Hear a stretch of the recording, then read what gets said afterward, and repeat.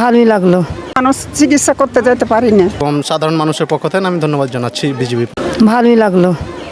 উপকৃত হবেন তো? জি।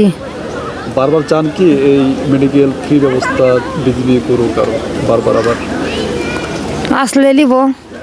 চান তো? জি। আমার পা হাত ব্যথা করছে, গতরে লাগছে, মাথা ব্যথা করছে, বুক ব্যথা করছে, জ্বর হয়েছে। বিজেপি যে ফ্রি চিকিৎসা দিচ্ছে এখানে, জি। তাতে করে আপনাদের খুশি হলেন কি? হ্যাঁ খুশি, আপনারা যেটাতে দেবে সেটাতে খুশি আমরা হচ্ছি। মাথা ব্যথা কোথায় থেকে আসছে? এই যাই না, এরকম আয়োজন চান কি আর? চাই।